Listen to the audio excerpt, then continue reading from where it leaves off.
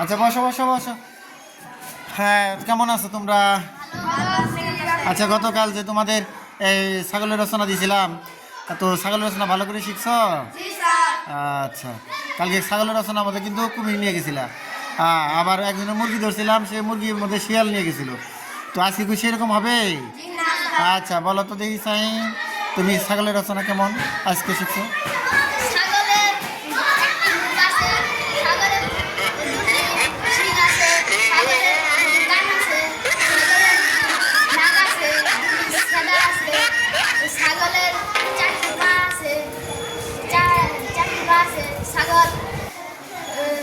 ঘাস খায়, ভুসি খায় এবং সুস্বাদু দুধ দেয়।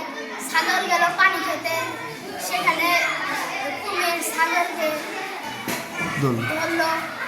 কুমিরের বড় বড় দুটি চোখ আছে, বিশাল একটা মুখ আছে এবং পিছনে চারটে দুটি পা আছে, সামনে দুটি হাত আছে এবং বড় একটা মাঝখানে।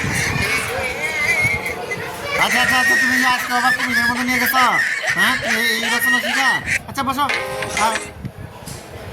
হ্যাঁ জুনাইদ, তুমি কি শিখছ? জি স্যার। আচ্ছা বলো তো।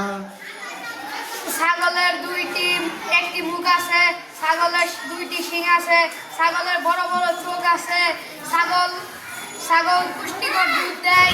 ছাগলের পানি খেতে পানি খেতে গিয়ে কুমিরে ধরলো।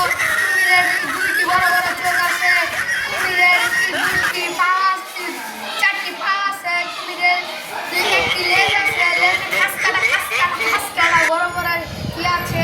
আচ্ছা আচ্ছা আচ্ছা আচ্ছা, তুমি ওর ছাগলের রচনা দেখলে, আজকে দেখি কুমিরের মধ্যে নিয়ে গেছো।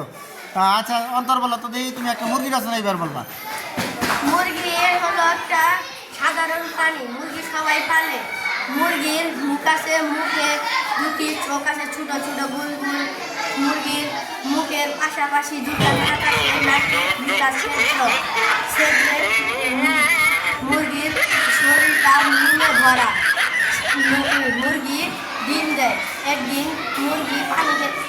একদিন মুরগি বনে গেল খাবারের সন্ধানে। তখন ওই বনে ছিল শিয়াল। শিয়াল তখন বললো, যারা শিয়ালের চোখ হলো বুলবুল, মুখ হলো চুপটা, তার নাক হলো নাকের দুটা ছিদ্র, তারপরে তার শরীরে লুম ভরা, তারপরে তার লেজ আছে। আচ্ছা আচ্ছা, ধরো ধরো ধরো ধরো, তোমার এদিকে মুরগির রচনা, তুমি আবার আজকে আবার শিয়ালের মধ্যে নিয়ে গেলা। হ্যাঁ, এই তোমার শিখা। আচ্ছা আর এইভাবে তোমার আর ক্লাস নিব না আমি। আগামী ক্লাসে যদি না শিখাও, তাহলে তোমাদের বেতিয়ে চাম তুলে নেওয়া হবে। হ্যাঁ, আগামীতে তো ভালো করে শিখে আসবে। আজকে এই পর্যন্তই। হ্যাঁ আচ্ছা ঠিক আছে, কালকে কিন্তু ভালো করে শিখে আসবে। জি স্যার। আচ্ছা, ধন্যবাদ।